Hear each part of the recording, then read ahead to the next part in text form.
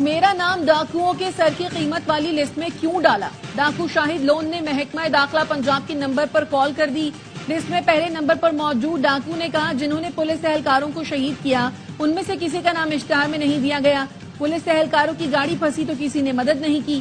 افسران کے خلاف کارروائی کی جائے۔ حکومت پنجاب نے 20 ڈاکوؤں کی سر کی قیمت 1 کروڑ مقرر کی۔ کراچی کے علاقے گولی بار میں ریلی پر فائرنگ، 2 افراد جاں بحق، 8 افراد زخمی ہو گئے۔ ڈی آئی جی ویسٹ کا کہنا ہے 2 مذہبی گروہوں میں تصادم ہوا۔ پولیس کے مطابق ریلی رضویہ سے گزر رہی تھی، کچھ افراد نے پتھراؤ کیا، اس کے بعد دونوں طرف سے فائرنگ ہوئی۔ زخمیوں کو سول اسپتال منتقل کر دیا گیا۔ مشتعل افراد کی ہنگامہ آرائی، بس سمیت 5 گاڑیوں کو آگ لگا دی۔ علاقے میں صورتحال کشیدہ، پولیس کی بھاری نفری طلب۔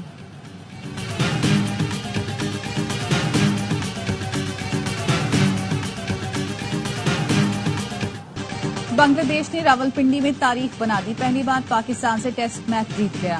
میزبان ٹیم کو 10 وکٹ سے شکست۔ 5ویں روز پاکستان کی مضبوط بیٹنگ لائن ریت کی دیوار ثابت ہوئی، پوری ٹیم 146 رنز پر ڈھیر ہو گئی۔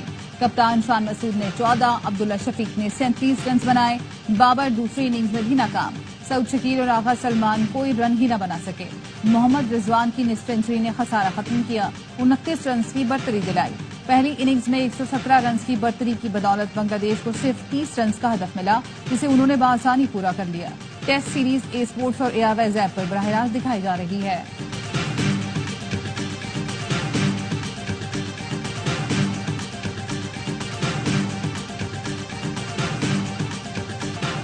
پچ کو سمجھنے میں ہم سے غلطی ہوئی، اس وجہ سے 3 فاسٹ بالرز رکھے۔ موسم کی وجہ سے ہمیں لگا تھا 5واں دن مکمل نہیں ہوگا۔ قومی کپتان شان مسعود کی میچ کے بعد گفتگو، کہا چوتھے روز میچ میں واپس آنے کی کوشش کی، ڈرا کی طرف لے کر جانے میں دباؤ میں غلطیاں ہوتی ہیں، شکست کا کوئی بہانہ نہیں ہو سکتا۔ بنگلہ دیشی کپتان نجم الحسن شنٹو نے کہا ہمارے بلے بازوں نے بہت اچھا پرفارم کیا، مشفق الرحیم سمیت پوری ٹیم کو کریڈٹ دیتا ہوں۔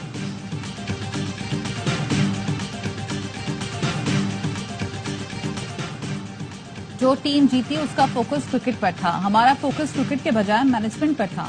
سابق کرکٹر توصیف احمد کہتے ہیں جب گلیسپی آ گئے ہیں تو اظہر محمود کا کیا کام ہے، کسی پر کراچی تو کسی پر پشاور کا دباؤ ہے۔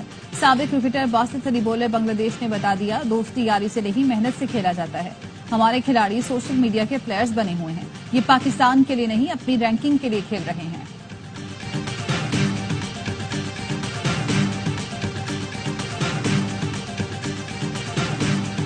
مکران کوسٹل ہائی وے پر زائرین کی بس کھائی میں گر گئی، 12 افراد جاں بحق، 30 زخمی۔ حادثہ بزی ٹاپ کے قریب بریک فیل ہونے پر پیش آیا۔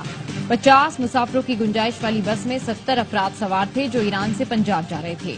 صدر آصف زرداری، وزیر اعظم شہباز شریف، وفاقی وزیر داخلہ محسن نقوی اور گورنر سندھ کامران ٹسوری کا حادثے میں جانی نقصان پر افسوس کا اظہار، زخمیوں کو بہترین طبی سہولتیں فراہم کرنے کی ہدایت۔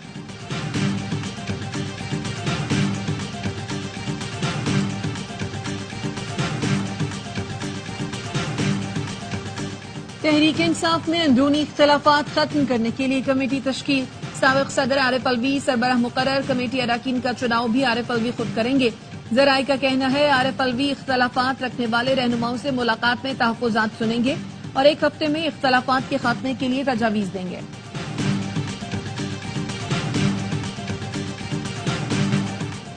صدر آصف زرداری نے مولانا فضل الرحمان سے 2/3 اکثریت کے لیے ملاقات کی۔ تحریک تحفظ آئین پاکستان کے سربراہ محمود اجزئی کہتے ہیں صرف 9 مئی کی نہیں دوسرے معاملات کی بھی تحقیقات ہونی چاہیے۔ انتخابات میں پی ٹی آئی جیت چکی ہے، حکمرانی بھی ان کا حق ہے۔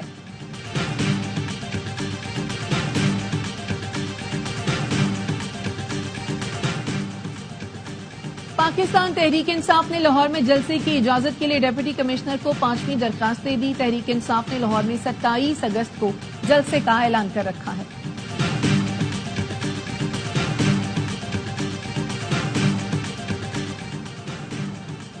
اتحادیوں کی کوارڈینیشن کمیٹی کا گورنر ہاؤس لاہور میں اجلاس، پیپلز پارٹی کے تحفظات پر بات چیت، نون لیگ کی جانب سے اسحاق ڈار، مریم اورنگزیب، ملک محمد احمد خان اور پیپلز پارٹی کی طرف سے راجہ پرویز اشرف، ندیم افضل چند، حسن مرتضیٰ اور علی حیدر گیلانی شریک۔ پاور شیئرنگ کے وعدوں پر عمل درآمد کا جائزہ، حسن مرتضیٰ کہتے ہیں نون لیگ سے کوئی بڑا مطالبہ نہیں، ترقیاتی منصوبوں اور اہم اقدامات پر اعتماد میں لیا جائے، بجلی کے بلوں میں ریلیف دینے پر اعتماد میں نہیں لیا گیا۔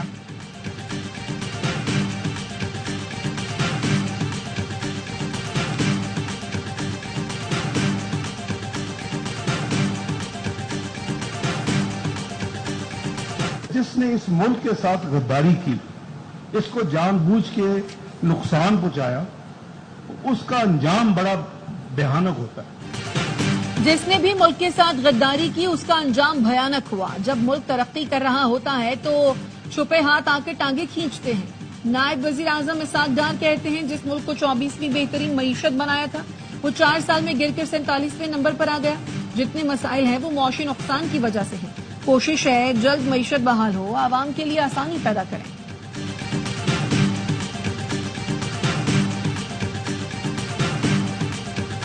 بشرا صاحبہ کی، رؤوف حسن صاحب اور حلیمہ خان صاحبہ کی جو گفتگو سامنے آئی ہے، اس کے بعد جو ہے کوئی کسی ثبوت کی ضرورت نہیں رہتی۔ جیلوں میں جو گفتگو ہے وہ صیغہ راز میں نہیں رہتی، سوال ہی نہیں پیدا ہوتا۔ ہر موومنٹ جو ہے وہ ریکارڈ ہو رہی تھی، اس سے بہت بڑا جھوٹ، جلسہ ناکام ہو رہا تھا، جلسہ جو ہے ملتوی کر دیا۔ پی ٹی آئی جعلی بیانیاں بنا رہی ہے جس کا مقصد دوبارہ نومئی کرنا ہے۔ یہ چاہتے ایسے حالات کر دیے جائیں کہ سنبھالے نہ جائیں۔ وزیر دفاع خواجہ آصف کی سیالکوٹ میں گفتگو، کہا 6-7 ماہ میں بہت سی ناکام سازشیں ہوئیں، آج تحریک انصاف کئی حصوں میں تقسیم ہو چکی ہے۔ حلیمہ خان اور رؤوف حسن کی گفتگو کے بعد کسی ثبوت کی ضرورت نہیں رہتی۔ ان کی ہمارے ساتھ اتنی دشمنی نہیں جتنی آپس میں ہے۔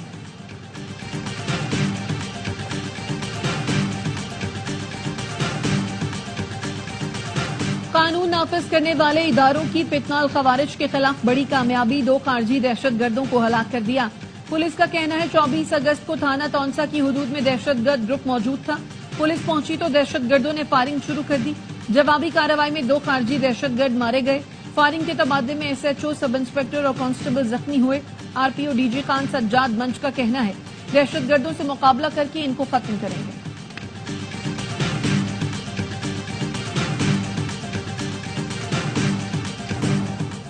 صادق آباد کے کچے سے مخفی کانسٹیبل احمد نواز کو بازیاب کرا لیا گیا۔ آئی جی پنجاب کے احمد نواز کے اہل خانہ سے ملاقات، بازیابی پر مبارکباد، کہا پنجاب پولیس کا ہر جوان اہم ہے۔ احمد نواز کی بازیابی اولین ترجیح تھی۔ کچے سے تمام شرپسندوں کے خاتمے تک چین سے نہیں بیٹھیں گے۔ ذرائع کا کہنا ہے مخفی اہلکار کی بازیابی ملزم جبار کی جیل سے رہائی کے بعد ہوئی۔ اندھر گینگ نے جبار کی رہائی کی خوشی میں ہوائی فائرنگ بھی کی۔ ڈاکو کے حملے میں شدید زخمی کانسٹیبل بلال کو ایئر ایمبولینس کے ذریعے لاہور منتقل کر دیا گیا۔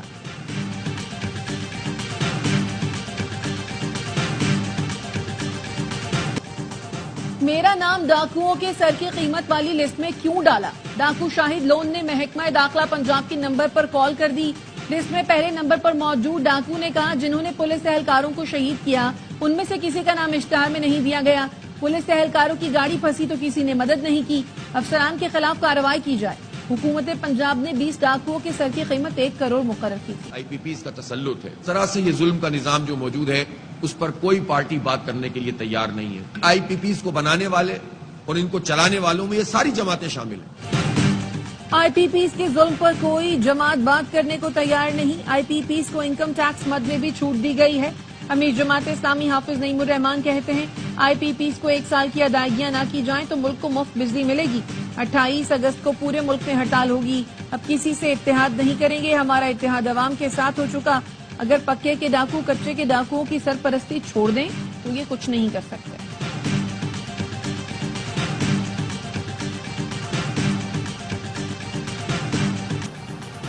پاکستان نے بھارتی وزیر اعظم نریندر مودی کو شنگھائی تعاون تنظیم کے اجلاس میں شرکت کی دعوت دے دی۔ پاکستان میں شنگھائی تعاون تنظیم کا اجلاس 15 اور 16 اکتوبر کو ہوگا۔ آئین کو الٹا پلٹا کے 2 مختلف متضاد فیصلے آپ کے سامنے ایک تسلسل سے آ رہے ہیں۔ آدھے لوگ کہتے ہیں اس کا مطلب یہ تھا، آدھے کہتے ہیں نہیں اس کا مطلب یہ تھا، ایک درمیان میں بولتا ہے دونوں ہی ہو سکتے ہیں مگر یہ والا لے لیتے ہیں۔ یہ بڑی بات اب واضح ہو گئی ہے کہ قانون میں بھی اور آئین میں بھی جس جگہ پہ وضاحت چاہیے وہ وضاحت آنی چاہیے۔ حکومت کا اگلے ہفتے پارلیمنٹ کا مشترکہ اجلاس بلانے کا فیصلہ، ذرائع کے مطابق اجلاس میں اہم بل منظوری کے لیے پیش کیا جائے گا۔ وفاقی وزیر مصدق ملک کہتے ہیں جس قسم کے فیصلے آ رہے ہیں آئینی ترمیم ملک کی ضرورت ہے۔ آئین کو الٹ پلٹ کر کے متضاد فیصلے تسلسل سے آ رہے ہیں، ہمیں کچھ چیزیں تبدیل اور ان کی وضاحت کرنا ہوگی۔ چیف جسٹس کی مدت ملازمت سے متعلق ترمیم کے سوال پر کہا دنیا میں کہیں نہیں ہوتا کہ سب سے بزرگ شخص کو ہی عہدہ دیا جائے، ہر جگہ بہترین شخص کو لگایا جاتا ہے۔ वज़ीर इत्तलात अता तारड़ कहते हैं जजेस की मुद्दत मुलाजमत बढ़ाने का मामला ज़ेर गौर नहीं, मुश्तरका इजलास में आईनी तरमीम नहीं लाई जा सकती, जो कयास आराइयां हैं उसमें हकीकत नहीं। अगले हफ्ते मुश्तरका इजलास का थोड़ा बहुत इम्कान है।